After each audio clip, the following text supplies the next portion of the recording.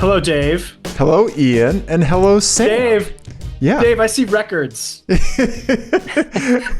You do see records behind our guest, Sam. Sam is joining us. Oh, there's a person there, too. Hey, Sam. Hello, Ian. Hello, Dave. Hello.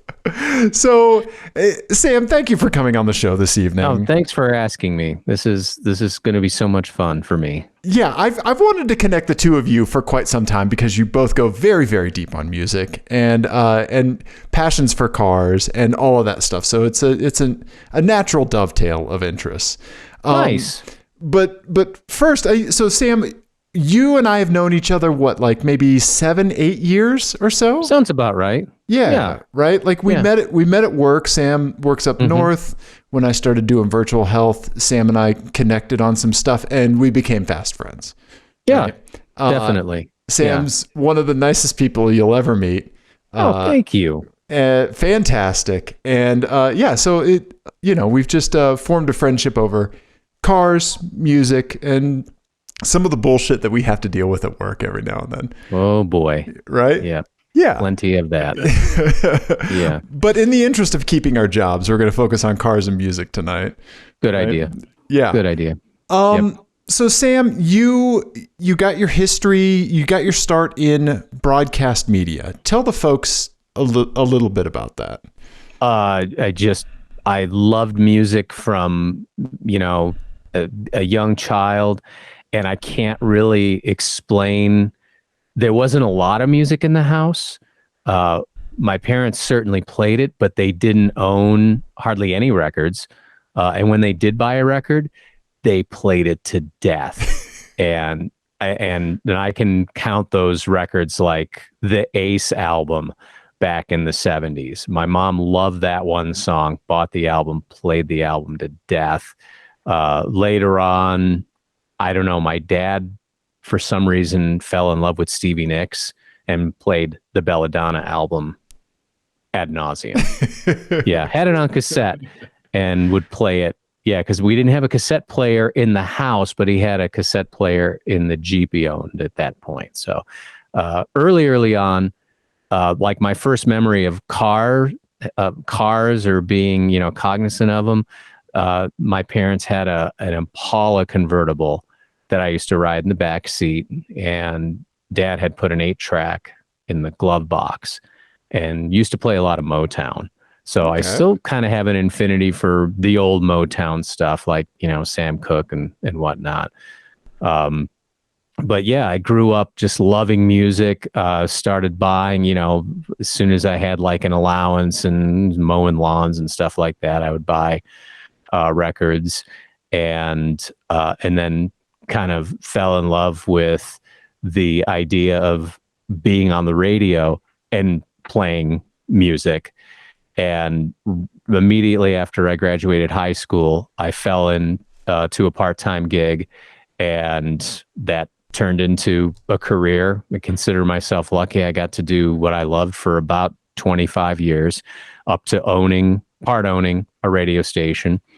And then, things just right around the first recession. And I maintain to this day, I don't think the radio station would have made it because it was in Santa Fe, New Mexico, which there's a lot of money there, but not a lot of advertising money. So I don't know if it would have made it through that first recession. So it's probably okay. And the business had changed so much by then, with your big, conglomerates buying everything and basically making it impossible to really survive. So I got out and just kind of kicked around for a couple of months and decided I need to find something. I need to find something recession proof, obviously. And radio stations are nothing but computers now, servers, everything. It's all automation. And the last couple of stations that I had been involved in, we built from scratch because they were new stations, basically. So, infrastructure and everything. To save money, I learned how to do that stuff. So in the event of something breaking, we wouldn't have to, if we absolutely didn't have to call the engineer in, and they're expensive as hell, I would go in and do it instead. So I'm like, maybe I'll follow that. I started just contracting nationally, just doing just like side work for some of the national companies. I was fixing computers, flat screens, printers, and while that was okay, those companies are terrible to work for. They don't treat you like humans at all. So then I'm like, okay, maybe I need to get a full-time job. And I looked into what it would take to get on at the company we work for, Dave. And all they wanted was like bottom A+ certification. I took some of that money that was made available at that time, and retraining money. I took like $2,000-3,000, took the courses, passed the tests, went on my interview, got hired on my very first interview, and here I am 11 years later working for the same company. Right and on. Have done pretty good, I think. Yeah, for sure. So yeah. And so on the side, like, tell us about Indie SF and how that started. Oh yeah. So Indie was the station I was part owner of in Santa Fe, and it was an FM signal at one point. And after it dissolved, I wound up with the intellectual property, and it happened so quick that the owner went in and said, well, we're going to pull the plug within like 24 hours. Jeez. And they went in, and they were, again, it was terrible. That is one of the reasons I left too. People are just the worst in that business. So just lying, undercutting. So I wound up with the intellectual property from my partners, and I just kept it streaming. I'm like, well, it was kind of like a fuck you. I'm going to just keep this thing going. And it's going to be 16 years here in July. I don't make a red cent from it. That was never the point. I just keep it going. I maintain it. So I still have a lot of good connections in the record industry. So I get all the music I need to keep it nice and fresh. And yeah, it keeps, I guess, one foot, in the door. The business has certainly changed. I can call and ask for like a pair of concert tickets once in a while, but that's really as far as, the fringe benefits go. Yeah. So that's still really cool, though. I mean, to have something like that with that much longevity is really kind of rare. And you handpick everything that plays. Right? Yeah, and that's kind of like that's the whole. That's kind of our like slogan, our catchphrase. It's handcrafted music sets. I do literally sit down, usually from like 7 o'clock to about 5, 6 at night. I go through and I do all the music, so it sounds good. That's one of my biggest pet peeves, because when I started in radio, actually, the DJs were still picking the music, so there was a really nice, there was a nice arc to every music set. It all made sense. That's another one of our catchphrases, that music sets that make sense, because I don't slam like the Eurythmics next to like Johnny Cash. That while I love both, I don't want to hear that. I want to hear Johnny Cash next to, Pokey Lafarge, next to, so on and so forth. If I want to hear the Eurythmics, I want to hear like an 80s retro set. So yeah, that's kind of what I do at the station. And then when I'm not around, obviously it just, it runs, I say auto's going to take over. So yeah, but it runs awesome. 24/7, 365. Yeah. And it's in this room. It's just on the other side of the computer here. 'Cause towards the end of Indie's life, when it was on FM, I was living here and I was spending time in Santa Fe too. But when I was here, I was actually on the air in Santa Fe live. So I got lucky enough. We found a house that didn't have a basement finished, so we were able to finish it to our spec. So I'm like, okay, the big part's going to be mine because I've never had the record and CD collection together. Plus, I need to have the broadcast desk with everything there, and so it's still here. I mean, it doesn't get that kind of use anymore because I don't actually DJ on the station. It's just all music with recorded liners and stuff. So nice. Yeah, it's fun. And I've threatened to. I'm like, why am I still doing this? And my wife always talks me off the ledge. She's like, you'd be unhappy. And I mean, it's not like we have a huge following. For some reason, most of our listeners are in Europe. I don't know how that happened. I don't know if it's just strictly people just searching. I don't know. But I kid. It's like wherever I go, I always have something to listen to. Like that's what I listen to at work all day. Cause I'm like, okay, yeah, I know everything that's there. Yeah. If you don't like it, talk to the station manager. Do you ever forget that you're listening to something that you mix and then you like hear a transition and you're like, man, that sucked, or like, man, that transition was awesome. I need to the segs. Yeah, I love a good seg. But every once in a while, like I'll run out of time. I gotta get to work, so I'm gonna run out and I'll get to work and dial it up, and a set will play that was just terrible, or I'm like, what did I guess I totally missed it. Right. I totally missed doing that set or moving it around or whatever. Well, indiesf.com is where people can find it. Ooh, right? A plug early on. We're not going to make people wait till the end. indiesf.com. That's right. Thank you, Dave. We need indiesf. I have a very small amount of broadcast experience because I had a radio show for a single semester in college. And it was me and my friend, and we were on at like 3:00 in the morning on Tuesday. Prime slot. We spent an inordinate amount of time on transitions between songs. Oh yeah, it was insane the amount of time that we spent on it, and it was but it's so satisfying.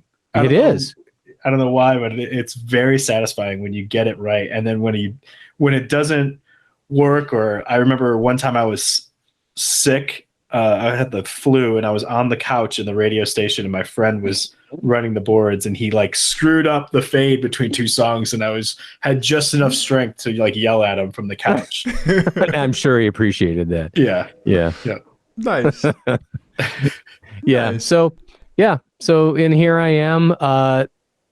It was probably the smartest thing I did because we wound up in one of the most, we all are, what am I saying? All three of us, one of the most expensive parts of the country. So, right. Gotta pay the mortgage and all that good stuff. Yeah. So, yeah, for sure. Yeah. You gotta be in IT and then invent semi-creative things to do for yourself. Right? That's right. Yeah. So you don't definitely claw your own eyes out. A getaway. Yep. Yeah. Absolutely. Right? Yep. Yeah. I do want to touch on something real quick. I made a note. Okay. So I also mowed lawns a whole bunch when I was a kid. My hearing is ruined from a Walkman and headphones. Yeah. And it's one specific tape that I made. It was Jane's Addiction, Ritual de lo Habitual on one side. Blood Sugar Sex Magic, Red Hot Chili Peppers on the other. Yeah. That was my lawn mowing tape. And that my hearing is not the same because of that. In case anyone was curious about exactly how old Dave is. Right. Right. Yeah. Guess who found that when they were 14. Right. Yeah. And had their mind blown. Their little Missouri mind. Like, did you have like a lawn mowing audio setup? Did you have? I had no. I'm and now that you mention it, that's probably part of the reason. I've got just a tiny bit of tinnitus, and I count myself super lucky that it's as tolerable as it is because I didn't wear ear protection forever. Now I'm a staunch. I make sure I turn the car around. I'm like, if I get down the street, I'm like, oh crap, I don't have I keep extras in the glove box now. And Sure. but yeah, I did not for years. And my wife, and my wife just finally took all of our concert tickets and put them in a really nice book. And I look at that thing and I'm like, oh my gosh, I'm surprised I have the amount of hearing I do. And like I said, it's just a little really high buzzy. So, yeah, I wear ear protection now when I mow the lawn. Yeah. I did just I finally got a set of earbuds. I've been, just cheap. I didn't buy earbuds. I've been walking around with just headphones with wires, and I'm sure there's been some laughable moments, people driving by and seeing me like yank them out, of my ear because I forgot I had them. I reached down to get the bag to empty it, and then, the whole thing, the whole show. So yeah, I just finally spent the money on some nice earbuds to block out the sound of the mower. So that's what I thought you were going to say, was that the mower contributed to. No, it was Perry Farrell and Anthony Kiedis. About the same. Yeah. So yeah. Also, fuck Anthony Kiedis forever for rolling his G's on Give It Away. Come on. Who does that? No one rolls a G. That is so funny. You bring. So I was just listening to the new Chili Peppers song, and there's a couple of words that he enunciates. Like he schmidt on the New Girl? Something about, I can't remember now. I want to say dark, but he says it dirk. And it's just so he can rhyme, to make the song rhyme. Yeah. China's on the dark side of the moon. That's the line in the Black song. I think it's called Black Summer. And China's on the dark side of the moon. I'm like, oh, come on. Yeah. God damn it, Anthony. Yeah. Yeah. Yeah. Him and his rapping. Yeah. So give us kind of like the history with cars. And one thing that I'm curious about, Ian and I recently talked about like our first kind of car audio setups. Like, so talk us through like, first car audio, like how you orchestrated some of that stuff when you were younger. So I won't, the first car I owned, I bought from it was an old couple. I mowed for them for several summers. The old man got Parkinson's and could not drive anymore. And he had I forget exactly what year now. It was a 71 or a 72 Chevy Cheyenne Super pickup, black and white, black on top, the white stripe down the middle, and then black underneath. And the thing had sat in the garage for as long as I could remember. Every once in a while, I think the son came over, maybe started it. So when I got to 16, I started looking. I didn't have a car, and I won't go there, but my dad wouldn't let me drive any of his cars. So I made an offer. I'm like, hey, what are you guys going to do with the pickup? Mm-hmm. And wow. And we came to an agreement. They let me buy it for like $600. Thing was, it had been a farm truck because that's where they had come from. They were a farming family, and then he took it with him when he retired, and it was his car to drive for years. And then I bought it, and it was. I think the only reason why it was called the Super was because it had the toolbox built into the bottom half of the bed. Oh, okay. So Gotcha. it was a locking toolbox that opened, and you could put your tools in there or whatever, lock it up, keep it safe. Okay. But it had the 350, the famous Chevy 350 V8, 4-barrel carb. I think I owned it maybe 2 or 3 months. I couldn't afford to put gas in it as a high school student. yeah, I didn't think of that though. Who does? I'm just like, ooh, I got my first car at $600. It's fast. It's pretty good looking. First thing that happened was the exhaust system fell off. So my dad took it and had duals put on it that exited in behind or I guess it would be in front of the rear wheels. So it sounded amazing. Yeah. Sounded amazing. I just couldn't drive it. Anywhere, like we'd go, friends would say, "Oh, Sam's driving." I'd be like, "Yeah, can you guys give me $1 or $2 so we can make it there?" And so I don't remember the circumstances, but my dad took it one day. He took it to go to a friend's house and visit, and he calls me and says, "Hey, a plumber just walked up to me and said he's needing an old Chevy pickup for his business. He'll give you $1,000 for it." I think I cut him off mid-sentence. I'm like, "Take it." Yeah. Take it.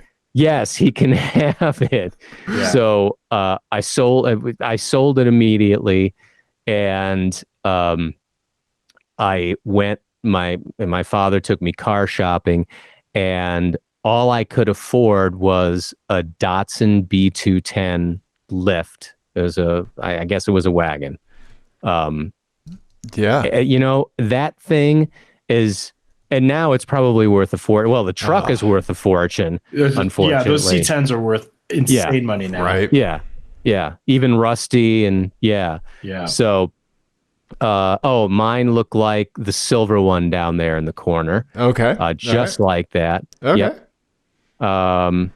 It was an amazing car. Started in the coldest weather. All I did was, the simple things, change the oil. That car was the first car that had my first serious sound system.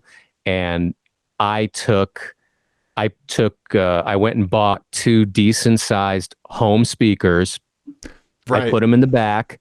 I ran a chain around them to keep them from, rolling around, and put a lock on them. So, I mean, that was stupid because you could have just lifted them out of the chain. But, and then I put a high power AM/FM cassette in the dash, and that thing, if I had the wherewithal, what I know now, I'm sure I was the guy that came up with having subwoofers in their car. That thing, when I realized what I had done, like New Order in that thing sounded amazing. Oh, I bet. It was just crazy. And people thought I was a little crazy for doing it, but I'm like, no, you don't understand. Listen to that.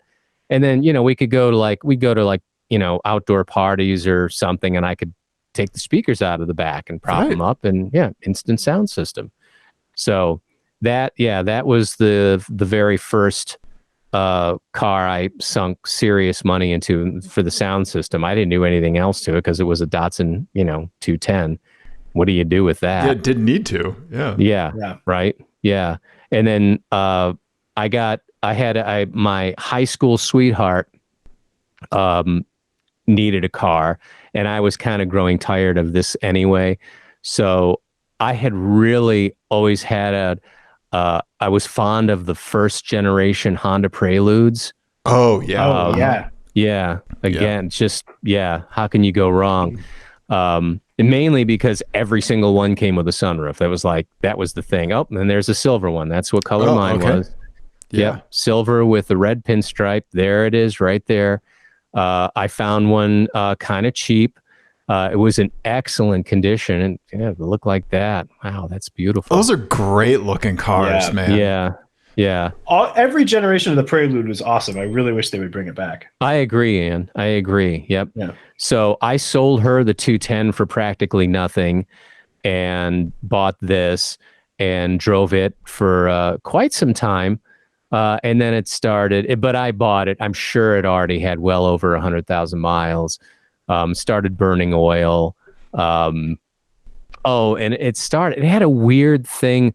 The carburetor, I had to have the carburetor worked on a couple of times, and it turns out it was, again, poor teenager. I was putting You Pump It gas in it. Shitty gas, yeah, with tons of water. So it had vapor lock, basically, is what it was. So I could drive it, and then if I shut it off and it was still hot, and I'd go back 10 minutes later, it wouldn't start.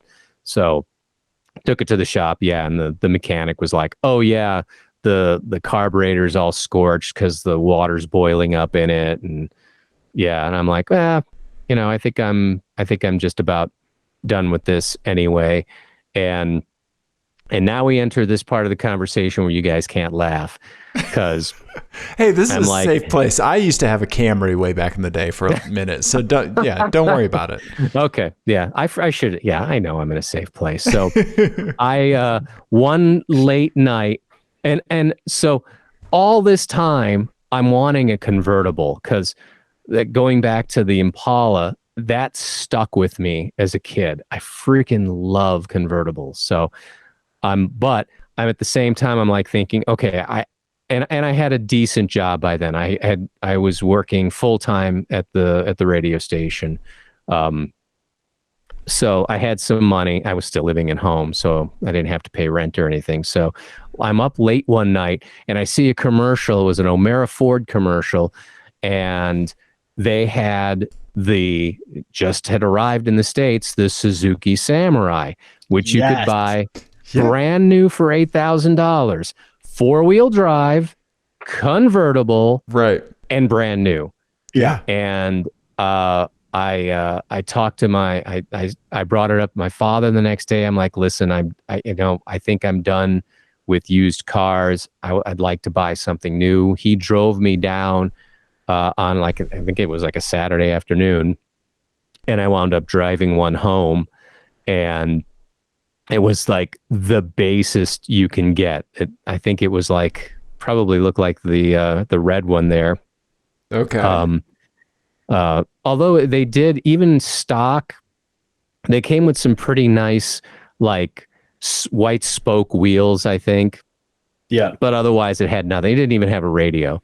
That it didn't come with a radio. Oh wow. I remember like there were two on the lot. The one I bought, which was and this was another thing. It was white, pure white, and now I know I own nothing but white cars. I've completely fallen in love with them.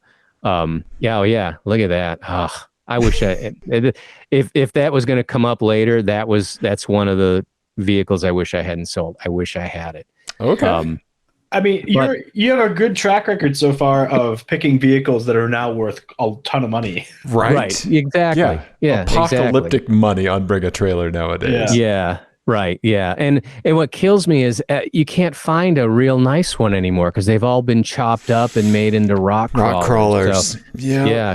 I mean, I've looked. Occasionally I'll get the itch and I'll look, but yeah, they're none out there. So, there were the two on the lot, the white one, which I wound up going home with. And then there was like a one that, was fancy. It had a radio in it. It had, dealer applied stripes and stuff, but I couldn't swing that. So I'm like, yeah, okay, I'll take the white one. Didn't have a back seat, obviously no air conditioning, but was the convertible, brand new, took it home. And over the years, I just completely tricked it out. I had 3 tops for it. So I had like the full top that came with it that was white. And then like that red one up there in the other corner, it had the bikini top. Oh yeah. It was like a little half top there. And then in the summer, I just had a pure, just over the cab top, just for in the summer. I put wheels on it. I put chrome Nerf bars. I pulled the bumpers off. I had the bumpers chromed. I finished the back because the back didn't even have carpet in it. That's how cheap it was. Oh, wow. I carpeted it. And I put, it had such a good sound system in it. I found tweeters that were exactly as round as the fresh air vents. So I put one in each side of the dash. I still had 2 in the middle, 2 air fresh. My dad was like, well, you can't do that. You need to have fresh air coming in. That's okay. I Shut got up, two in Dad. the middle. Yeah. I'm like, have you ridden in this thing? It's not exactly airtight. Don't worry about it. Yeah. Air, Yeah. air, air. There. Exactly.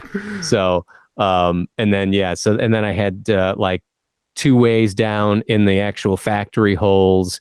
And then I put one of those subs. I think you can still buy them, but the subs you hide in the spare tire. Yeah, and the spare tire well, yeah. So I took the spare because I didn't like the way the spare tire, like it looks ugly hanging off there. So I took it off the back and it just sat in where the back seat would be. And stuck the amp for it up underneath the dash so nobody even knew it was there. That sounded so good. And that was just, it had an AM FM cassette head, but I bought it was one of the first models that had like a little 1/8-inch jack so you could plug in stuff. Yeah. So I bought like one of the first the Sony Discmen that could bounce around, but not, actually had the shock like little bass. I had one of those. Yeah. So it would sit in the passenger seat, and I had CD. Yeah, I love that thing, and we owned it. I owned it until we had our first child. Dave met him a couple nights ago because we were doing a tech chest here, check, and I'm like, I can't in good conscience put him in. Well, there's no backseat. I wouldn't transport a houseplant to one of those. like they're super, super cool, but they're you're absolutely right. Trap. Yeah, absolutely. Yeah. So off went the Suzuki, and by then, because we had a kid, I wanted my wife to be safe and in a car that always ran. So that started our first string of Toyota Corollas because you just can't go wrong. Sure. So we had a couple of Corollas. I got rid of the Suzuki, and I'd always wanted to own. Here it comes, Ian. Always wanted to own a Volkswagen. When my wife and I met, she was driving a Fox.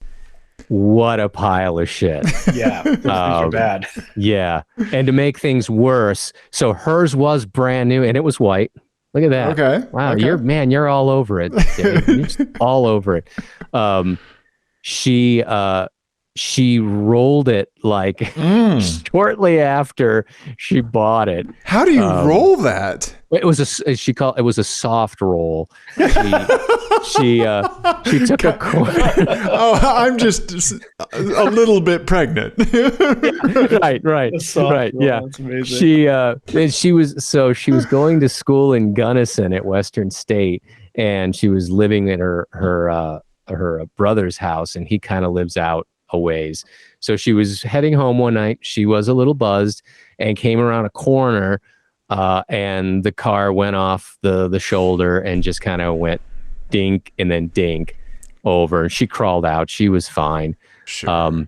But the car wound up going to some shade tree guy, and she swears, she's like, weeks would go by, I wouldn't hear from the guy, so I'd go over, and like he'd be working on the car, but there'd be like 5 empty beers, over the side. And so she did get the car back eventually, but like I remember, like I have vivid memories of like us driving in rainstorms, and like I'd be looked down and like the passenger well filling with water, and just crazy stuff.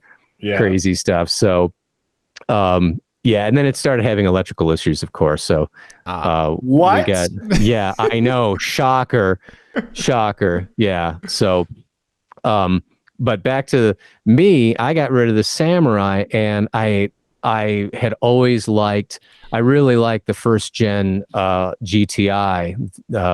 And so I started looking around, and people were just starting to like buy cars off the internet. And I found a really nice 98 Volkswagen GTI. It had to be white, had to have sunroof.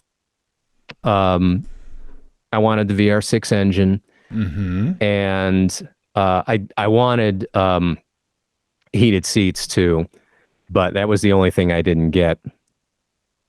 Okay. And I found a really, really nice one. It only had like, I don't know, I think it had, oh, I wish I could remember now. It was like 30,000 or so miles.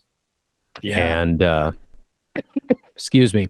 Had it shipped to Santa. Oh my, yeah, that's gorgeous. Had it shipped to. We were living in Santa Fe at that time, and having never done anything like that, the whole experience was really, really good. I mean, and the guy was very honest. I got what he told me I was going to get. It was super clean. I think the only thing I did to it immediately was brakes. It needed a set of brakes. And that was my everyday driver for a long, long time, right up until I could afford to have like toy cars and secondary cars. So I just got rid of that thing like a couple years ago. Yeah, not that long ago, huh? No, not too long ago. But again, like, and I know Ian can relate. It had one electrical glitch really, and it was and it would only pop. It only made itself visible in cold weather for some reason. But it was they've got a pump that when you go to start it, it pumps air down into the catalytic converter. Mm-hmm. And even I had a really good mechanic up here, and he replaced that pump once. Still, that light would come on, the check engine light would come on. And so, but I kept it really, really nice. So I had basically stopped driving it. It was in the garage. I kept it covered, thinking it was worth something. And of course it wasn't. And then a couple of years ago, I started driving it again. I'm like, this is stupid. I should drive this car, and started driving it. And this summer, the check engine lights started coming on. And so I took it to the mechanic, and he listened to it, and he's like, yeah, I think you've got some timing chain slap. Probably the guides are worn out. And I'm like, it was always my understanding that cars with timing chains don't wear out, or it takes a long time. And this car only had like 120,000 miles. Oh, so okay. That's short for the plastic guides. Yeah. Stupid. Why do manufacturers? I mean, I know why. A rhetorical question, but so I'm like, well, so this car is gonna, it's gonna grenade if I don't fix it. He's like, yeah, absolutely. So I spent the money. Had him do timing chain, the whole 9 yards, put a clutch in while he was there. Yeah. And I got it back. I drove it a little, and then I put it back in the garage. I don't know. I was just, but because by then we had other cars. I've taken to having like I have like a beater car that I drive in the winter. And that's, I guess, where I was going next, because I fell in love with Volvos. And have had 3 XC70 wagons. Okay. Yeah. And you know what though, Ian, I was so close to what you have now. I absolutely love the it's all track, right? Yeah, the all track, yeah. Or yeah. I drove some of those. And that was going to be like a nice car. I was going to, not a beater car, but yeah, like I'm driving like that white one now. And that's, that one I was going to drive it one winter. That was going to be my kind of, I don't know, strategy. I was going to buy it, drive it for the winter, sell it in the spring, worry about it, another one, in the fall. And I'm on like my 4th winter with it, because it's just proven to be amazing. I put a radiator in it. That's really all I've done. It's got 250,000 miles on it now. Nice. Goes everywhere, yeah. Starts in the coldest weather. It's, I go to Home Depot or wherever. I don't care. The dog goes in the back. I don't care. I take care of it. She gets a bath every once in a while. I certainly maintain her mechanically. But yeah, she sits outside. She's the car that sits outside. So yeah, I'm kind of lucky there that I can keep. That was what was like making me or letting me keep like the Volkswagen in the garage and not drive it. Right. So yeah, and it was about that time after we got rid of the Volkswagen that my wife and I started talking about, you know what, we're going to be in this house. We're probably going to die in this house. That's the joke. Let's go all the way. Let's put solar up on the house, and I'm going to buy an electric car. I'll be the first one to buy the electric car. So we had solar put up on the house. I bought the Fiat that Dave introduced you to a couple shows back. Yeah. And then my wife was at that point, she was in a Mini Cooper S. When she turned 50, she asked if we could get her, and she never asked for a car. She's always just driven, she had two Corollas. Then we bought her, she had a Jetta, a 2002 Jetta, that was a pile of junk, 60,000 miles and the transmission went on it. Yeah. And apparently because that was a bad year for them. I'm like, I've never heard of such ridiculous things, but yeah, Volkswagen had a terrible labor problem that year. And so everything out of Mexico turned out to be junk. So we got rid of that, and we got her a Mini Cooper S, and did all my homework. I knew what not to buy. The 2008 had the better automatic transmission, and it had the R56 motor, and it had all the recall work done to it. So it had already had like the timing chain kit done to it, because they were blowing up after 10,000 miles, these cars. Yeah. And they had the whole like class action lawsuit. And so I had like a folder like this thick when we bought it of stuff that the previous owner had done. So I'm like, well, certainly this is the one to buy. And we bring it home, and it just starts peeing on the garage floor. And I'm like, so immediately, boom, $1,000. That was the joke with this car. Every time something went wrong with it, bring it in. Oh, that's going to be $1,000.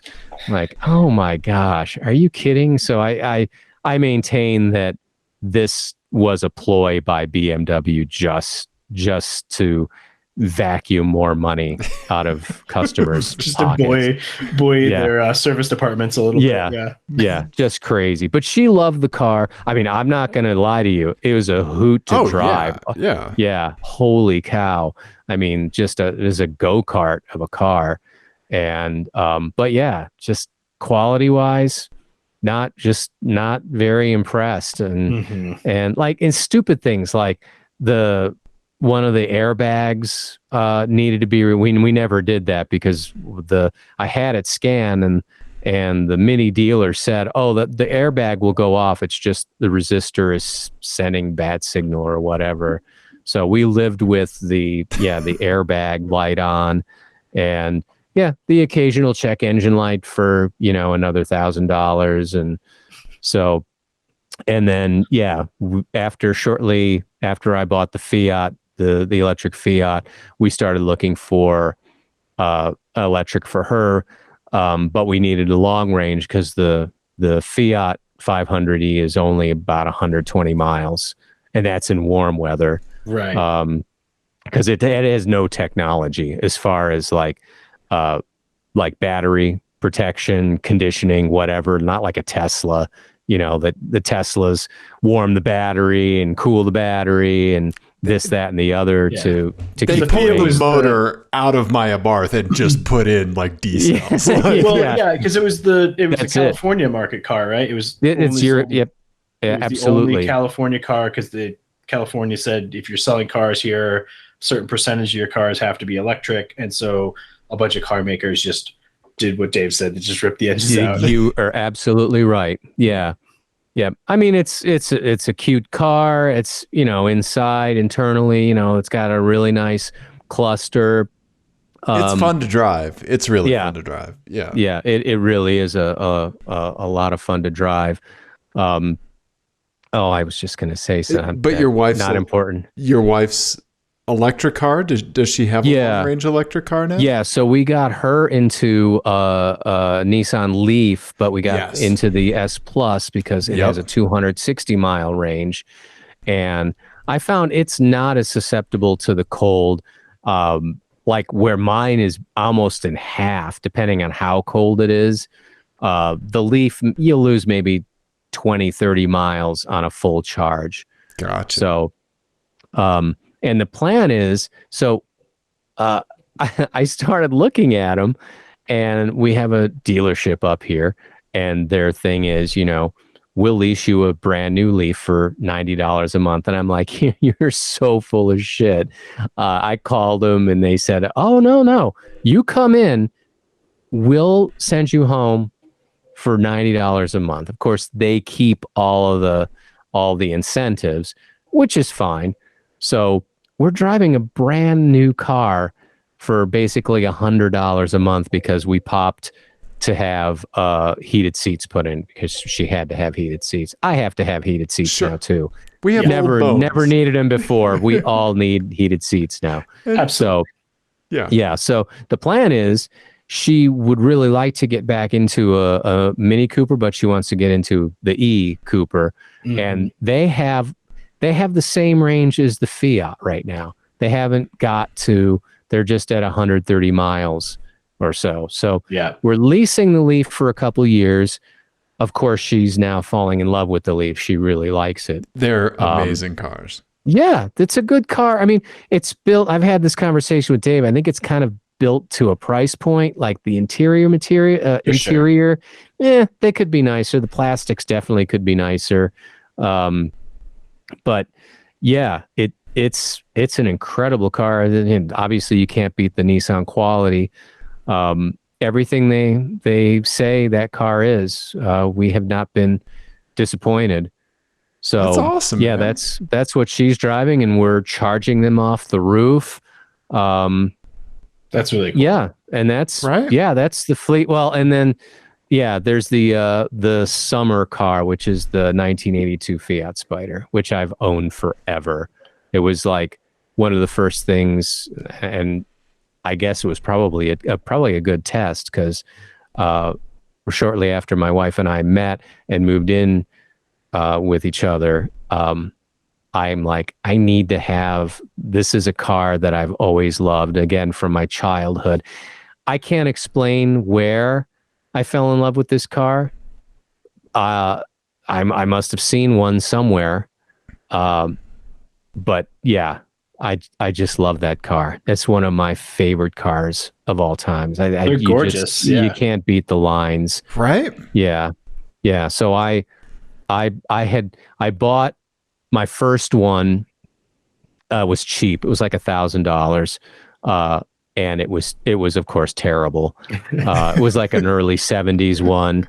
Right. Rust holes everywhere. Oh, yeah, you put oil in and it was coming out the bottom. It was yeah. I think I drove it for about a month and realized that I had made a terrible mistake. And so I put it up for sale in the paper, and this couple decides they want it. I'm like, okay, sure. And so they give me the money, and they say, oh, we're going to leave our car here. We're going to take it up to Estes Park for the day. And I was like, oh my gosh, I didn't say that. I was like thinking to myself, oh my gosh, this is such a bad idea. Yeah. I'm like, cool, have fun. Yeah. And right before you go, you guys have AAA coverage, right?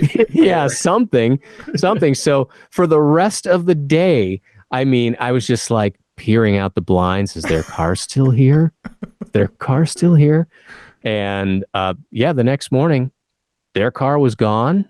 I never heard from them again. I can only assume Everything was fine. You can only assume that there's a Fiat Spider parked in Estes Park that's never left. Yeah. It's a flower bed now. Yeah. Yeah. Yeah. So a couple of years went by. I kind of got out of my system, and then we moved from Fort Collins to Lafayette, and I got the bug again. So I started looking, and I'm like, okay, if I find one that's white, I'm at least going to call and I'm going to go drive it. And one came up, 1982, like what you're looking at, has a red stripe down the side there, though. 1982, original owner, doctor. So I call him. I drive into Denver, look at it, and it's pretty amazing. It had started to rust, but the guy drove it year round. He was a doctor. I don't know why he decided he needed to have one of these on a doctor's salary, but he bought it new, drove it year round, Freaking hero. and got and got to the point where the reason he sold it was his kids had grown up and they wouldn't fit in the back seat anymore. Wow. Yeah. And Transporting so the best children part, in that. Yeah. Yeah, right. He's a doctor. He's like, if something happens, I'll fix them. Yeah, something. Yeah. The emergency room's right here. You're looking at it. Yeah. So and the best part of it was he had just gotten it back from having the engine rebuilt and the transmission rebuilt. The engine blew up. I'm guessing because he probably missed changing the timing belt. They're infamous for, you got to replace the timing belts. So hole punched in the block, had the engine completely rebuilt by, there's still a couple of really reputable Fiat dealers down there in Denver, Apple Motors, and I forget what the other one is. So he gets the car back after having the engine rebuilt, and notices the synchros are getting sloppy, takes it back to that guy, has the transmission rebuilt, and then decides to sell it.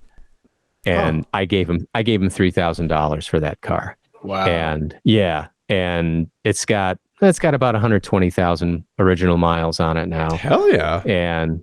And I obviously only drive it in the summer. I've had it redone. I had all the rust mitigated.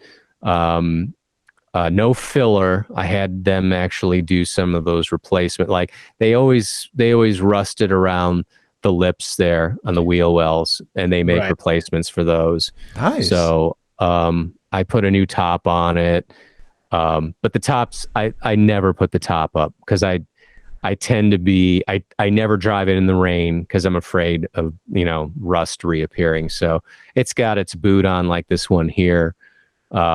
And even when it's in its winter hibernation, I just cover it up. No reason to put the top up. So yeah, that's awesome, man. That's really cool. Yeah. I love it. Yeah. That's the fleet as it stands at this moment. I'm thinking now the Volvo needs a little work, but nothing serious. It needs like struts and stuff. But in this market, I'm like, what? I'll put money like that into it because, I mean, I'm sure I know you guys look at a lot of car porn and just ridiculous prices people are getting for everything right now. So it's silly. Yeah. So I love the fact that you went there with a bad decision on one Fiat first, and then came back to a better one, right? Yeah. Because I think that chasing the idea of the car, right, and then dealing with like the pragmatic results of the car, like what, like waking up, the next morning, and then walking out to the garage and being like, oh, okay. All right. Waking up the next morning covered in oil. Yeah. Exactly. Right. Exactly. Yeah. Like, this is something that, we talk about a fair amount, like the idea of the car versus like the reality of the car. And we wanted to tie this into some music for you. Okay. Right? Because so it just kind of occurred to me that like oftentimes within the music realm, there'll be very like idealistic supergroup formations. Okay. Right. Like them crooked vultures, right? Like, yep. And you see like various executions, right? Ian. Some good, some not so good. Right. Yeah. Right. And, at the end of the day, like, like you can love the idea, but you're dealing with like being covered in oil, right? Yeah. Correct. Right? And so I like that you like kind of live that out with your two Fiat identities, right? And I was wondering if you had any like super groups that you really liked, or and maybe car collaborations that you liked, or super groups that like stand out to you as being like, oof, that's a real stinker. Right. Yeah. Them Crooked Vultures, that's a top shelf. That's such a good example. Like the platonic ideal of a supergroup. Right. Yeah. Like, yeah. I can't think of a better one. Yeah, no, you kind of nailed that, Dave. On the opposite spectrum, go ahead. What were you going to say? Oh, I was just going to say I like Queens of the Stone Age. Yeah. Old Clutch fan from way back in the day. Right. National Speedway League, like Clutch, but yeah. Oh, okay. Yeah, but yeah. So. I totally. I mean, not to get too far off in the weeds, I forgot Mark Lanigan was once a member of Queens. Yeah. And of course, we just lost him recently, so I'm like, oh yeah. So, bad supergroups, Audio Slave. Yeah. Mm-hmm. Yeah. Right. Yeah. Okay. Yeah. So like Asia. What now? Asia. Oh, yeah. Asia. Yeah. That's a good one, Ian. And then there was a Jagger one, wasn't there? There was like one that Jagger fronted. I can't even remember. Really? Yeah. I just, for some reason, like have this weird thing that Jagger, and it was like, it was just this weird hodgepodge of something. Wow. Yeah. It must have really. It was really like Ian's Saab Turbo X of supergroups. Like it's. Hey, man. Hey, great ideas, Right. Right. Yep. And that was less of a supergroup situation than one party being bankrupt and being bought by another, though. So that wasn't really like a team up type effort. No, that was a Gnarls Barkley is what you got there. Oh, yeah. Oh, you got CeeLo with before voice money, right? Yeah. Yep. Yep. And Danger Mouse after the Gray album when he had tons of heat on him, right? Yeah. Okay. Yeah. Okay. Wow. I don't know. Like it just.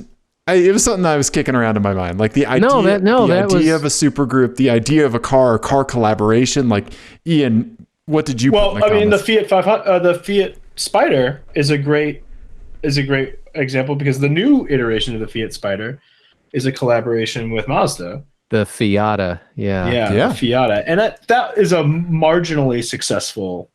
People seem to love them. We haven't driven one. Yeah. Yeah, I drove one. Oh, you did? That's right. I couldn't fit in it at the track. Yes. Yeah. You weren't allowed to even with the top down, Dave. You couldn't. No, I was the roll bar, Sam. Yeah, you were his head was above, his head was above the roll bar, so they were like, no. It wouldn't have been a soft roll.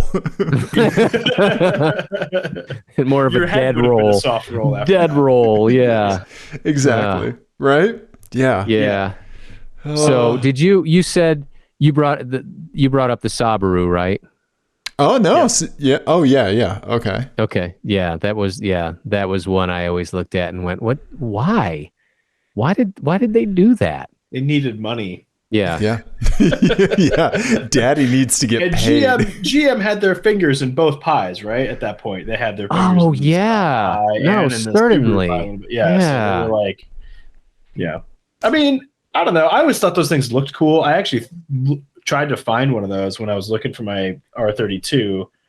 When I bought that in like 2009, 2010, I tried to find one of those that was in good shape, an Aero 92X. But they were already at that point really hard to find, not, vape penned out. Clapped and out. The vape pen didn't even exist at that point. It was invented in a Saab 9 too. Right. Yeah. It was hard to find them already. But and kind of a very distant cousin. Didn't they turn an Oldsmobile into a Saab too? Yeah, the Bravado. The 97X. Yes. Yep. Yeah. And that's the same as this Trailblazer, I believe, right? Yep. It is the Trailblazer. So it's all this. Yeah, they're all the same. Yeah. But they did have a version with the LS. Yeah. Thanks to our buddy Donnie teaching me that. Yeah. For the 9.7. Yep. Yeah. Had the big boy LS. Yeah. For the Aero. Yeah. Look at that thing. Right. Just put the nose on it. It'll be fine. Ian and I were Craigslisting on the show one time, and he was actually like, oh, that's not a bad deal. I was like, Ian, no. No. Yeah. Wow. Yeah. Bad super groups. Yeah. Right. Yeah. Those are the ones off the top of my head. Yeah. I mean, I don't know. Does it count like all the bastardization, all the, the badge engineering through the 70s and 80s with companies like GM, Pontiac? I mean, some of those cars just should never. It's like, Honda Passport, and the Isuzu Pooper, and the whatever it was. They were all the same car. Yeah. Yep. They were all pretty terrible. Exactly.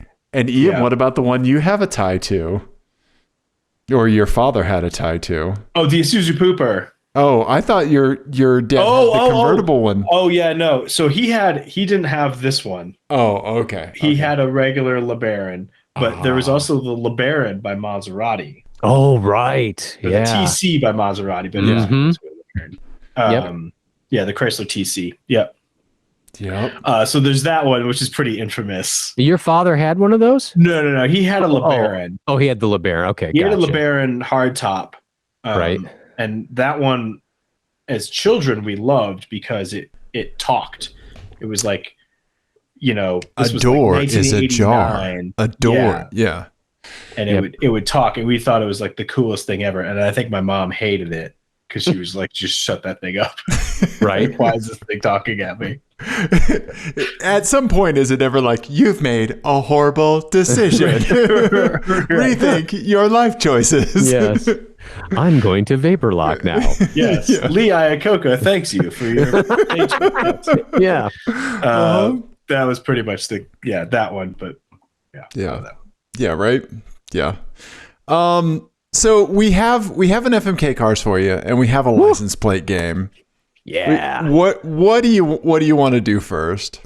Because I'm gonna bomb the license plate game. Let's play that first. Okay. All right. Yeah. Okay. So you and Ian have not seen these cars and these plates. So we're in this together, Sam. We can do it. Boom. Yep. Gotcha. We'll help each other. Okay. So this one is called Cool People. All right. Oh boy. Okay. Here we go. You guys feel free to take it in, and I'll narrate what's happening.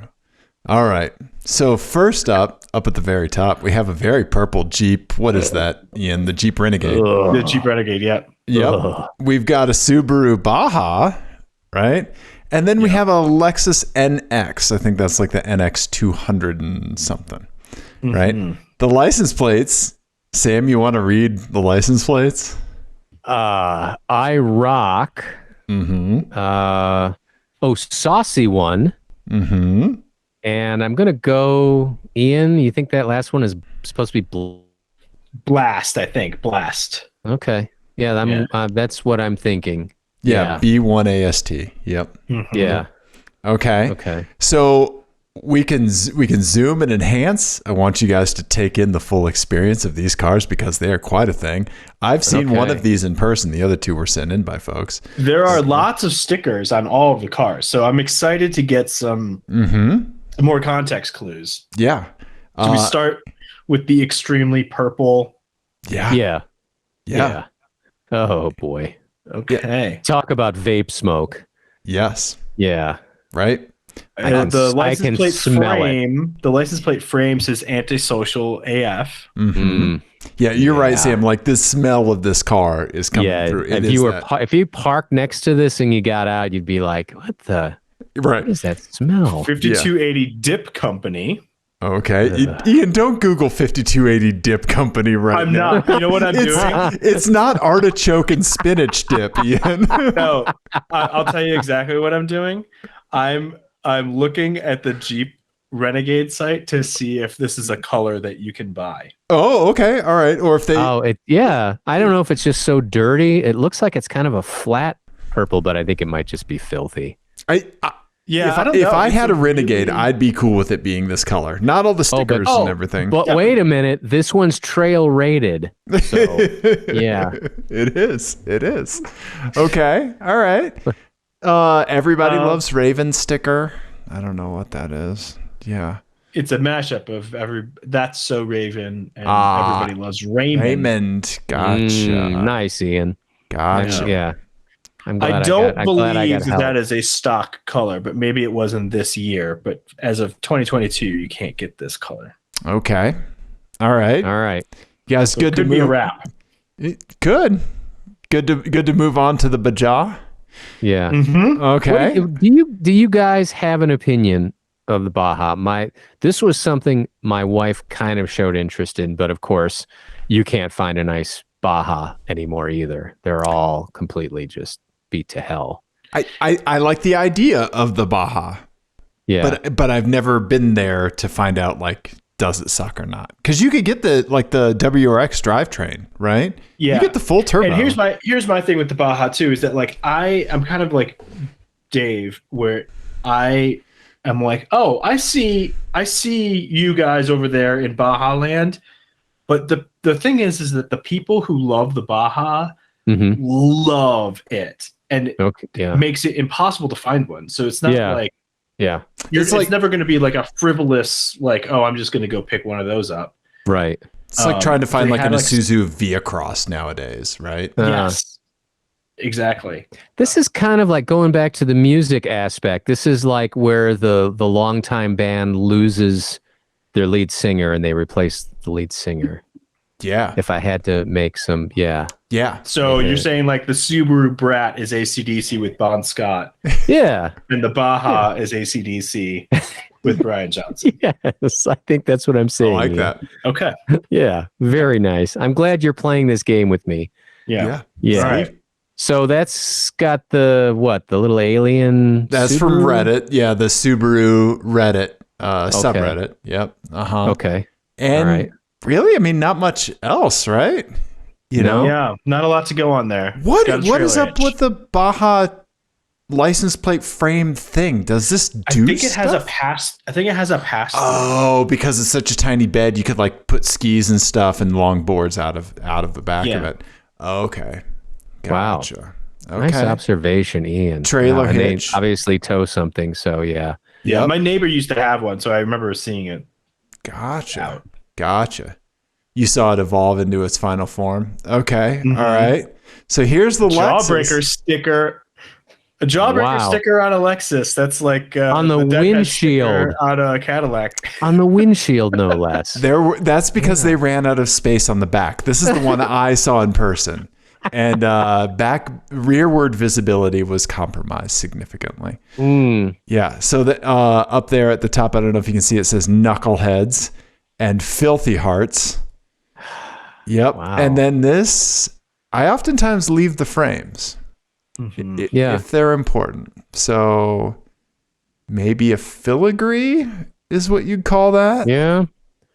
Right. Oh, and as a callback to a previous episode, I'm totally in agreement with license plates need frames. Need frames. Thank you. Yes. Yeah. Don't like rough edges. Let me give you a hand. Can't have that. Oh, nice.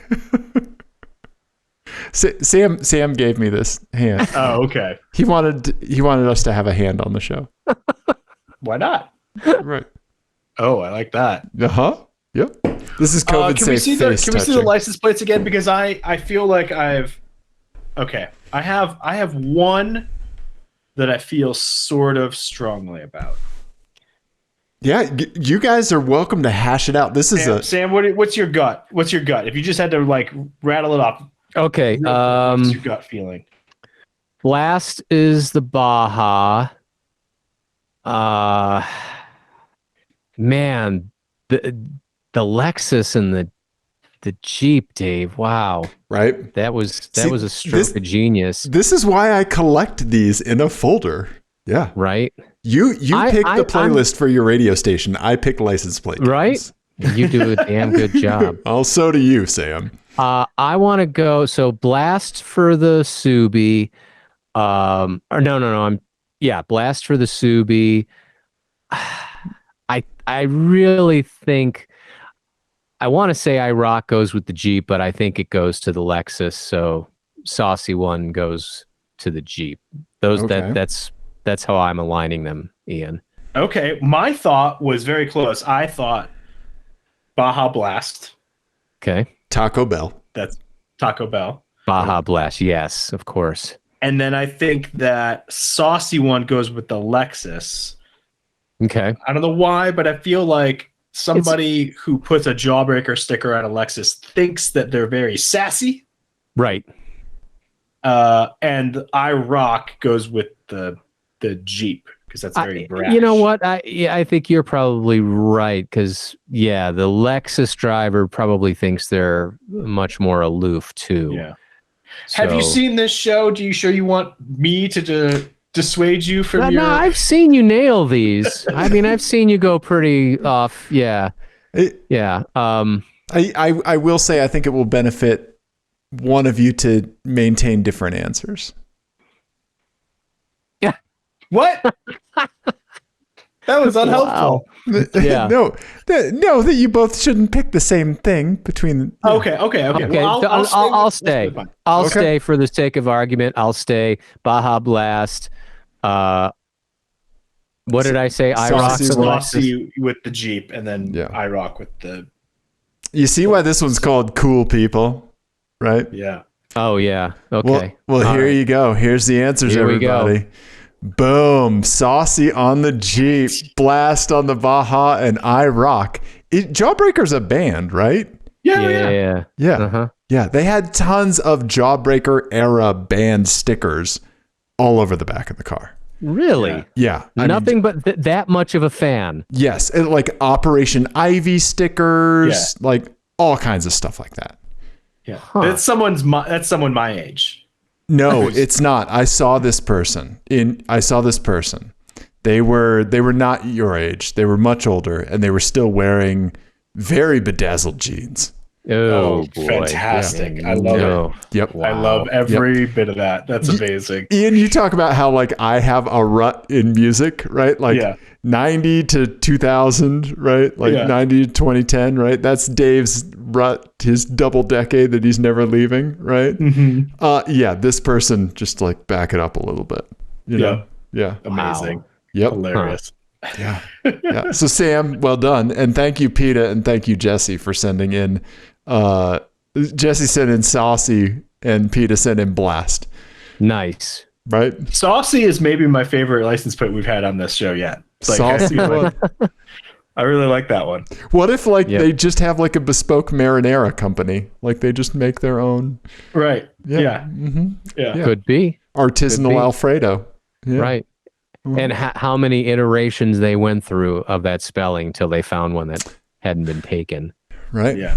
Yeah. Right. Yeah. Had to get a W in there. Yeah. Saucy. Yep. Okay. Saucy. Okay. FMK cars. Woo. All right. Okay. The game, we play on the show with the thing and the place and the guy. Okay. You know how this works. Mm-hmm. I'm going to give you 3 cars. You're going to assign FMK. F is driver for a day. M is it's your new daily driver. K means you kill it. It goes to the crusher. All right. So this one is newish cars and newish music. Okay. Each car is going to come with one band's discography. And you have to listen to only that band's discography. And as they release new music, you will get that added. Oh, that's good. But it's gonna emphasize their newer stuff. Okay, for sure. The mix will emphasize the new stuff. If anything, Ian is a benevolent FMKer. right? Usually not. Usually I'm pretty mean, but this was pretty good. And I tried to match the car with the band, and these are all kind of new-ish bands, except for Okay. one. All right. Okay. So the first one is the Hyundai Veloster N, and the newish, very new band actually that is going to get matched with that is Wet Leg, which is this like Oh yeah. great duo from the Isle of is it Isle of Wight or Isle of Man? They're from one of those. I think it was Isle of Man. Yeah, I think they're from the Isle of Man, and Isle of they're White. Oh no. Oh, it is Isle of Wight. Wight. Okay. Yep. Good. But they have like an insanely catchy song, a couple of insanely catchy songs out, and their debut comes out soon. But it seemed to be very matched with the Hyundai Veloster N, which is like small and nimble and very quick and zigzaggy. Yeah. Yep. Okay. Yep. All right. The next one is the Tesla Model X Plaid, and I'm matching that up with the band Idols. Oh, nice. Very powerful In your face. and very in your face and very shouting about your relative goodness as well. You know, they have a very political bent, and they wear it on their sleeve, and they're going to tell you about it.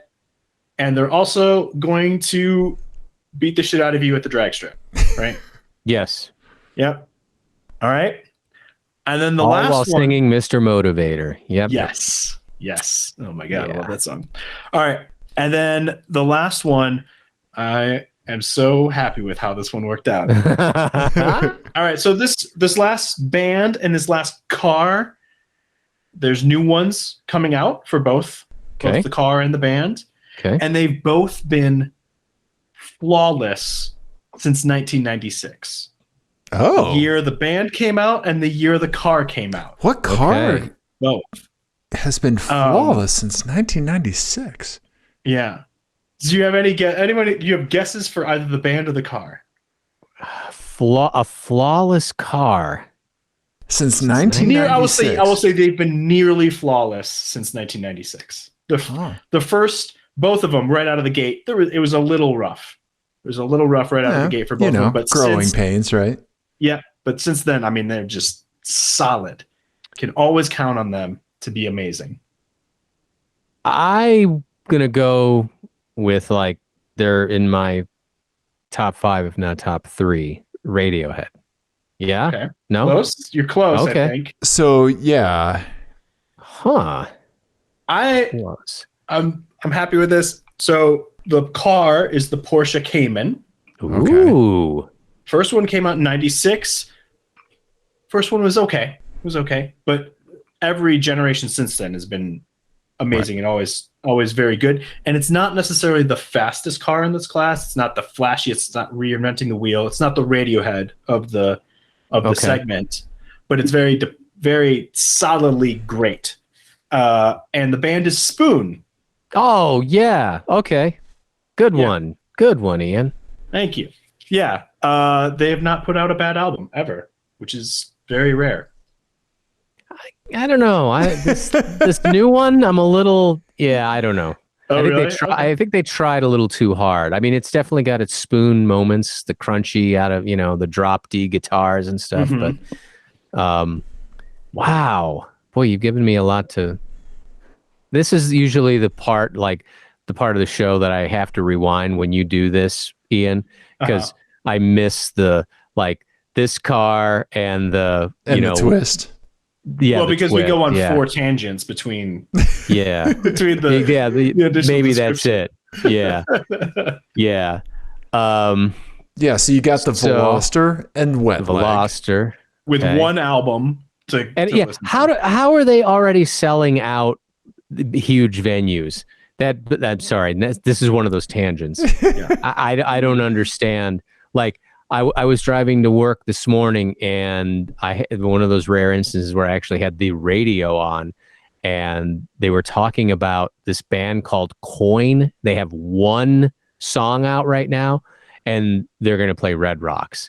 I'm like, Wow. Red Rocks used to be reserved for bands that worked. You worked to get there.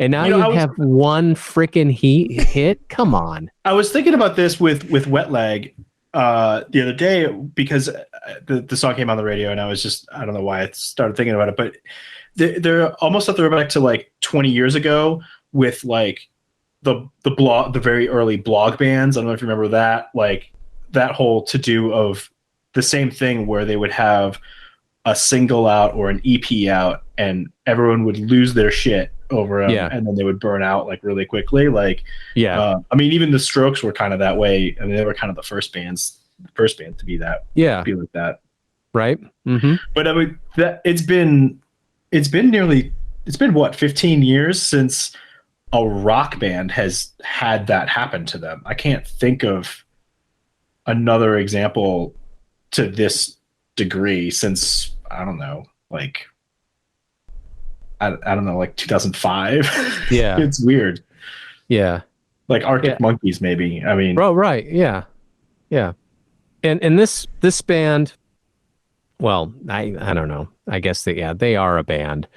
When I heard it was the big song from last year, the Chase Long song. Yeah.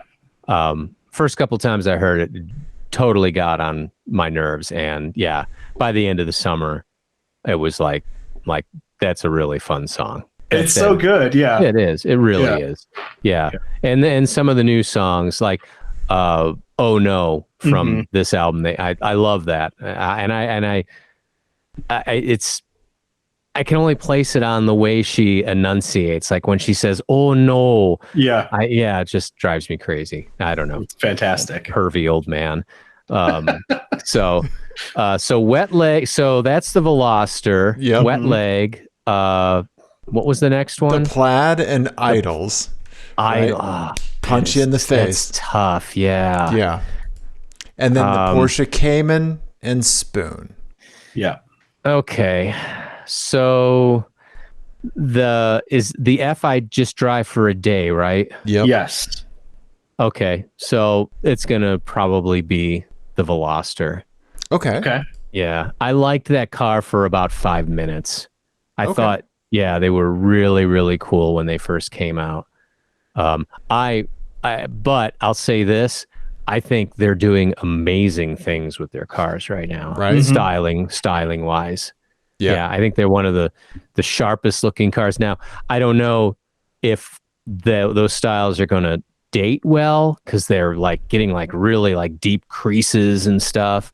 I don't know what that, you're going to see that in 3 years and go, oh, wow, that's really cool, or wow, that's really dated. But but big swings, right? Big swings. Yeah. So I'm gonna fuck the Veloster. Okay. Probably. See, I don't want to go against my. I'm really trying to stay. Either one of these can be white. Either one of these can be white. Yeah. Yeah. Thanks, Dave. Not a problem. See, I'm thinking I need to probably marry this because it's electric. Oh, okay. The Plaid. Yeah. Okay. And although I do really want to, I'm gonna crush the Tesla, because I have a real hard time with listening to people talk about their Teslas. So yeah, I get it. I mean, if you could have like a badge engineered Tesla that didn't have like anything associated with Elon or Tesla, right? It's just a lot of baggage, right? And I know it's like, it is probably one of the most technically advanced cars on the road right now with everything they put in them. Sure. So probably, I'm going to crush the Tesla, unfortunately, and marry the Porsche Cayman. Yeah. I think I think you've done well. Oh, thank you. Yeah. Because I've loved, I mean, the, what's the convertible version of the Cayman? The Boxster. The Boxster. Yeah. It's just, that thing to me is timeless. I think that's just such a, I always thought they were cool. People shat on them like Gen 1, when they were underpowered, but it was like you're missing the point. It's a small, fun car, right? Yeah. Exactly. Yeah. Right on. Gorgeous car. Yeah. What do you think about that new Idols album? Do you like it? I guess it came out last year, but No, they're like they're one of my fave bands right now. Like as far as like, because there's like and it seems like there's a whole like group of them. Like there's Idols, Fontaines DC. Yeah. There's a new band. Have you heard Yard Act yet? No, I haven't heard that. Oh, Yard Act. They're more. Ian's writing it down. Yeah, look for Yard Act. They remind me a lot of like the first Arctic Monkeys album. Okay. And I don't know if you ever. They haven't. I don't think they've put anything out in a long time. But there was a band called Art Brut, which they're very much. They're like Art Brut more probably than they are Arctic Monkeys. Okay. Yeah, I like that group. They were cool. Yeah. I really like that. There's like that crop of they all get looped into post-punk. Yeah. In the British bands right now, but like Squid I love, and Bodega. Have you heard Bodega? I haven't heard Bodega. I've heard them mentioned, but I've not heard them. Bodega is a pretty good one. Black Country New Road. I really like those two records. I just started listening to them. Yeah. They get labeled as post-punk, but it's crazy because it's more like weird prog folk. Right. Stuff. Yeah. Long songs. Yeah. I mean, Dave, you would hate it. Yeah. Hey, you would hate it. If you can't say it in 3 minutes, unless you're named Aphex Twin, I don't want to hear it. Right. Yeah. Unless your name rhymes with Schmafex Schmin. Yeah. But I really like those two records that they have out. I mean, I know it sounded like I was dissing on it, but yeah, I've been a Spoon fan forever, and yeah, I am enjoying the new Spoon record. Yeah, there's just some like hit and miss. Like I'm like, yeah, that song, I don't know, like Wild, like which is I know like one of the catchiest songs in the album. It's like, nah, I don't. Yeah. It's you're trying too hard for a hit there, but yeah, I haven't fully latched into it yet. But I also remember that when Transference came out, I was like, well, this is the run is over. They finally released a stinker, and now it's like one of my favorites. So there, so I just am gonna give it a few months and then come back to it, I think. Perfect. But, perfect. Yep. Yeah, those are right off the top of my head. Like those are the things I'm listening to a lot right now. Now I'm waiting for because I am like Radiohead's right up there. I'm waiting for this whole album by The Smile to come out. Yeah, they're just like, every week, oh, here's another song. Yeah, or here's a remix of one of the songs. Yeah. I mean, and Dave, you'll like this because it's like it's a 3-piece, and the drummer is from Sons of Kemet, which is a awesome like jazz ensemble from London, but it's very like it's a very like tight 3-piece. Okay. Type, love a power trio, man. Yeah, type version of Radiohead, basically. Yeah. So, and it's Tom York and Johnny from Radiohead. Those are the other two guys. Right. Yeah. So, but they're really like teasing us that like one song a week. Mm-hmm. Last week it was like they released another song, and then like and here's a Tom York song that is going to be in Peaky Blinders. Yeah. It's just like just crazy stuff. Oh, and then they released a video for the song at the same time, the Smile song. And so I'm watching it. It's like it was shot in an underground mine, 250 feet below an abandoned mine. He hired a BAFTA award-winning director. He shot it on 16 millimeter. I'm like, where the fuck does Tom York get the time to do this stuff? Well, because he's not making a Radiohead record. That's why. Yeah. Well, and my son, who's just he's right there. He's such a huge radio fan. I said that same exact thing to him. He's like, oh, he's Tom York. He doesn't sleep. Yeah. I'm like, ooh. It's kind of ominous. Yeah. Doing like I did get a new record in the mail yesterday. This is just completely we've just shifted topics to music now. It's fine. Don't worry about it. Dave can edit this out. Yeah, it's fine. I won't. But I'm Googling because I want to get the name right. Oh yeah, the one you had me pre-order, right? Yeah. So the new thing that I'm like super excited about is this a BBO sound machine. Have you heard of them at all? Oh yeah. Yeah, they've been around for a long time. A BBO sound machine, yeah. But their new album was produced by Hot Chip. So it's like Afrobeat and Hot Chip. And it's really, really cool. I looked at my Bandcamp and you can't download the whole album yet. Okay. Yeah. But the vinyl showed up in my house yesterday, so I've been listening to it. Nice. I think it comes out on Friday. But yeah, it's really cool. So that's another cool thing. I'm looking for that. Yeah. I think Hot Chip's supposed to have a new album out. Yeah. I think Hot Chip's going to have a new album out.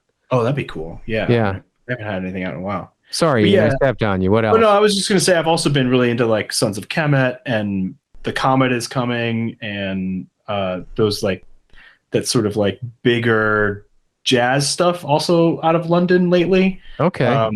Which is really cool. And I've been buying a lot of jazz records. Oh, okay. Nothing wrong with that. I mean, so do you like Go Go Penguin and Bad Bad Not Good? I know Bad Bad Not Good. Yeah. They're all right. I don't have any of their records. I've liked everything I've heard of there. That's sort of where I'm at with them. Go Go Penguin sounds adorable. I don't know Go Go Penguin though. I'll write that one down too. Sounds like a mobile search game. It though. Yeah, don't search it. I'm not. Yeah. Okay. We'll keep the browser tab not active for that. Yeah. Okay. Well, this was a blast, you guys. I didn't ask you guys any questions. That's because we're interviewing you, Sam. Oh, okay. Yeah. All right. I don't reveal anything about myself. What are you talking about? You've never seen this show before. So I know. So I know. You know where Dave's. You know, Dave's got his little toy nugget now. What is the status of the? I so would love to have an R32, but again, good luck finding. You either find one that's completely clapped out, or one that's been sitting. The guy bought it new and put 500 miles on it, and he wants $50,000 for it.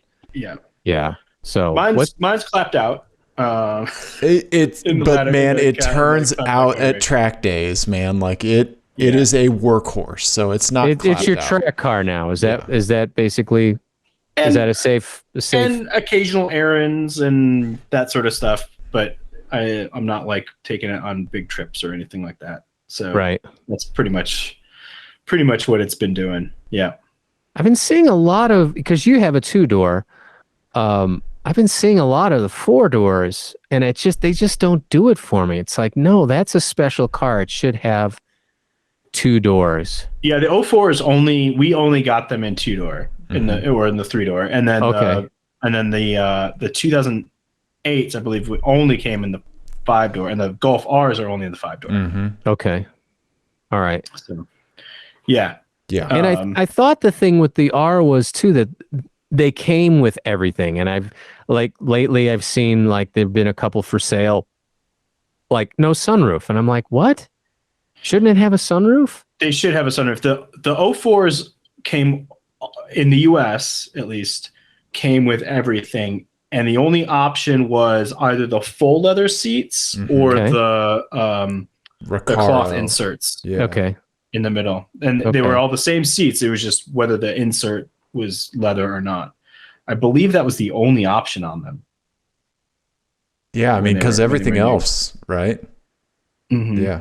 Yeah. But I think they all had sunroofs in the US. I think maybe Canada might have had other option packages. I'm not sure though. Okay. Someone can VW Vortex, correct me. Right? One of the most wonderful, like just straight from stock setups, right? Like the stock wheels are fantastic. Those multi-spokes are crazy good. Yep. Ian, do you still have the stock wheels somewhere? No, I sold them. Oh, okay. Gotcha. I mean, just straight from the factory. Freaking banger, man. Yeah. They were they're very heavy. Yeah, the wheels were like, the wheels were very gotcha. heavy. Okay. They were like 30 pounds a piece or something. I mean, they were crazy heavy. Yeah. So yeah, I got rid of those. I can see how that cuts into it at altitude, especially. Yeah, and the Haldex controller, that's one of the best upgrades I did was I got the upgraded Haldex controller, and that completely changed the way that it handled. So I'm happy that it did that as well. Yeah, and that you snapped the Bluetooth capable audio, like the head unit in, right? Volkswagen's really cool about that. Actually, they make backwards compatible. Like I know they did it for the Mark IV. They may have even done it for the Mark III, but they basically make Mark IV era looking radios that go in that are Bluetooth or whatever. So they update those every couple of years and they put them in. So I keep meaning to look to see if they have one that will do like Android Auto or whatever, that I could swap out again, but I haven't done it yet. Yeah. Wow. And yeah, Dave, nice upgrade to the NUG. I saw what you did with your audio system. Thank you. Yeah. I'm having some unreliability with the wireless CarPlay. I'm going to go to wired. Yeah. Okay. Yeah. All right. But yeah. But totally. Yeah. I mean, I think I think it's, I don't know. I'm kind of a stock guy. Like I kept everything stock on the VR6. It had the Volkswagen wheels on it. Always, I was like, I'd go to Cars and Coffee. I was always being pestered by the boy racers, like, oh, you should put a turbo in that. And I'm have you driven one of these? You're right. Yeah, because this is pretty damn fast, just the way it is. So amazing engine. Like, here is the torque that you have for the day, and it is on full display. Yeah, it'll be here with you until red line. Yes. Yeah. Right. Yeah. But and finish my thought. Like, I thought that was really smart of you, Dave, not to tear up the dash. Oh, thank you. In the 500. Yeah. Those aftermarket units just don't sit right with me. So even if I have the tablet charging over there, even if the tablet turns out just to be like a big touchscreen iPad, I don't give a fuck. Like, I'm just gonna keep it like that. Yeah. There's a great Android app called Power Amp, I think. Just a really nice, clean front end, shows you the album art and then like the waveform, and you can drag through it and stuff. It's, okay. Yeah. I think it's only $5 to unlock the full thing. Yeah. Okay. Yeah. Dave, that's us teching. Right. Yeah. Ian, what does your wife drive? She is the All-Track. Oh, so the All-Track's hers. Okay. Yeah. All right. But I know it's your family car too. You talked about taking it on trips and stuff.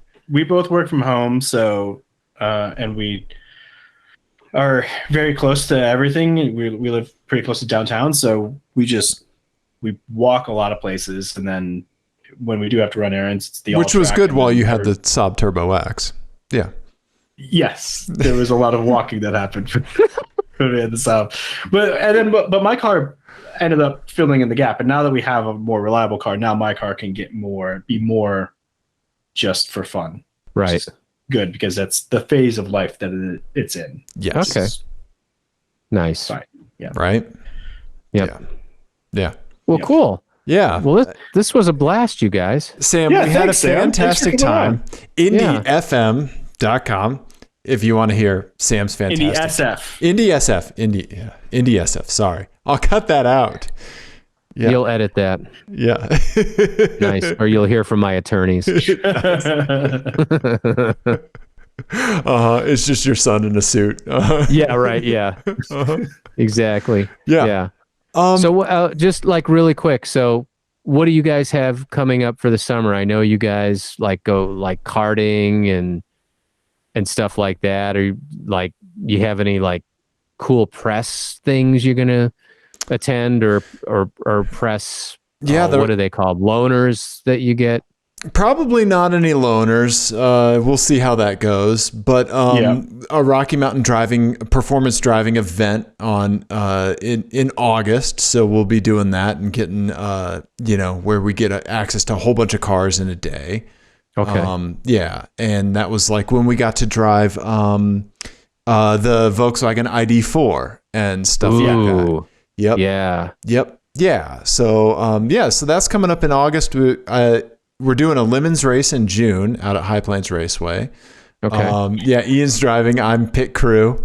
Yep. Nice. Yep. And chief cheerleader. And that'll be live streaming on YouTube. Okay. The race. Yeah. So you can watch Ian take turns in the race truck. Yeah, okay. It's a turboed Chevy S10 with an LS engine, right? Well, yeah, we're not sure yet if it's going to be turbo. I haven't talked to those guys in a little bit. Okay. So we'll figure that out soon. It's going to be wild, but yeah. Sounds like it. Yeah, and then karting every now and then, but I think we're gonna be busy for a bit, but yeah, for sure. Yeah. All right. Stay tuned on Twitter for sure.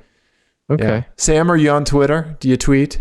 I don't tweet. I actually have only been on Instagram maybe 6 months. Yeah, because I'm just disgusted with Facebook. I just don't really want to deal with it anymore.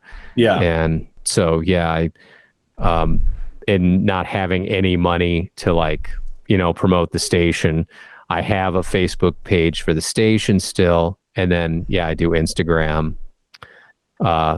Just every couple of days, I'll just throw something up. Sure. Yeah. Pop over to ndsf.com. You can see the last, you got the browser-based player. You can see the last stuff that you've thrown up there. Yep. Right? Yeah. Yep. Oh man, that new Beach House album is so great too. Yeah, I haven't listened to it yet, but I understand. Yeah, it's supposed to be really, really good. Yeah. Yeah. Oh, Parquet Courts. Love Parquet Courts.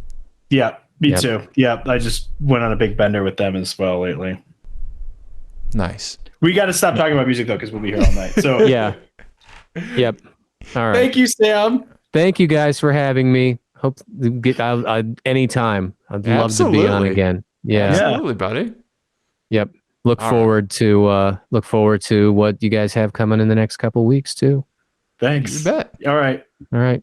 All right, everybody. We love you. Goodbye. Night.